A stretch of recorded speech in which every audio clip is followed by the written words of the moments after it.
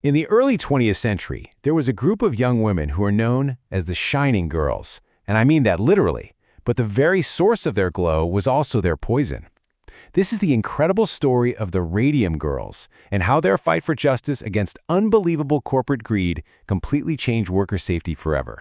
You know that quote? It sounds like something straight out of a fantasy novel, right? But in the early 1900s, this was the actual, literal reality for hundreds of young women here in America. They were working with what everyone thought was a new wonder element.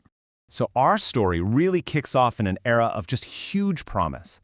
A brand new element, radium, had been discovered, and it was being hailed as a miracle cure, a source of pure wonder.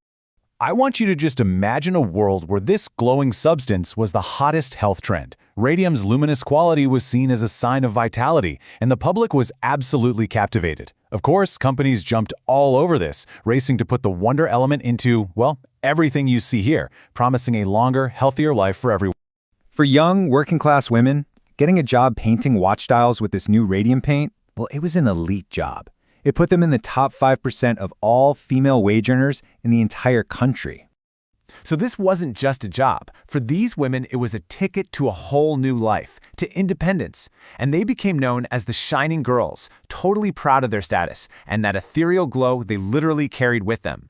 They'd even wear their best dresses to work just so the fabric would pick up the dust and shimmer when they went out to the dance halls later that night. The technique they were taught was called lip dip paint. Now, to get the camel hair brushes to a fine enough point for the tiny watch faces, they were instructed to slip the tip between their lips. Think about that. With every single dial they painted, they were swallowing a small but deadly dose of radium. But this wonder element, as you can probably guess, held a really dark secret. And the price for this deadly glow would soon come due in the most horrific way imaginable. The girls had been assured over and over that the radium was harmless, but it wasn't long before their own bodies began to tell a very, very different story. Just take the case of one of the dial painters, 𝗚𝗏𝘃𝗶𝗴. For her, it all started with a simple toothache. But the wound from the pulled tooth, it never healed. Instead, it grew into this horrible abscess that spread, and it literally ate away at her jaw. And the terrifying part was, she wasn't alone. Later, scientists would figure out exactly what was happening. You see, the radium the girls swallowed was being absorbed into their skeletons. Their own bodies were mistaking it for calcium and depositing it directly into their bones. And from there, it began its terrible work, literally boring thousands of tiny holes in their bones while they were still alive. And here's the truly unbelievable part. The dangers of external radium exposure. They were already known. Even its discoverer, Pierre Curie, knew it could kill him. But the companies, they insisted that the tiny amounts in the paint were totally harmless. They even told the girls it would put roses in their cheeks. I mean, the company's deceit is just laid bare by this simple comparison. In the very same factories, the male scientists who were handling radium were given lead-lined aprons, ivory-tipped tongs for protection. The female dial painters? They got nothing. Zero protection. But as this horrific truth started to come out, the surviving women, they refused to be silent victims.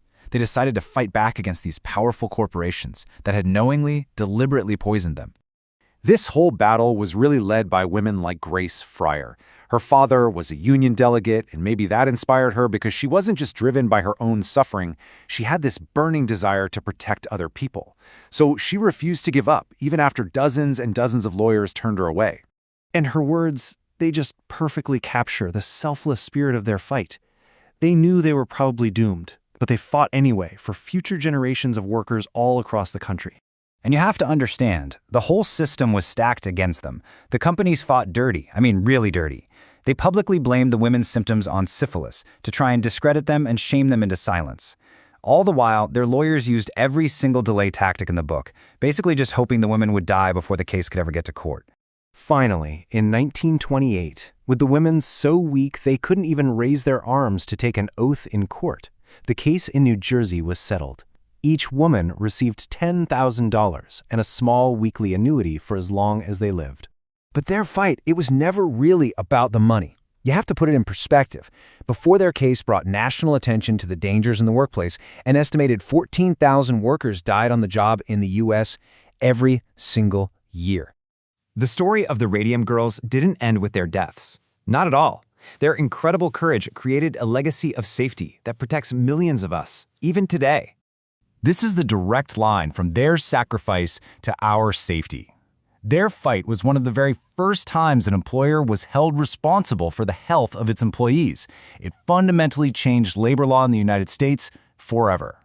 And the results? Well, they're just undeniable.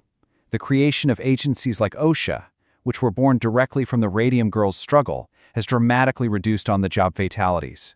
It has saved countless lives every single year since. And incredibly, even in death, their bodies provided the crucial data that helped protect a whole new generation of workers. Scientists actually studied their remains to understand the effects of internal radiation, and that knowledge was applied to create the safety protocols for the Manhattan Project. 1,600 years. That's the half-life of radium. The poison that those women swallowed is still active, right now embedded in their bones. In fact, even today, if you were to hold a Geiger counter over their graves, it would still click. The Radium Girls were victims of unimaginable corporate greed, but they became heroes through their fight for justice. Their glowing bones are this haunting reminder of the human cost of progress, and it forces us to ask a question that's just as relevant today as it was then. What injustices might we be ignoring right now, all in the name of innovation?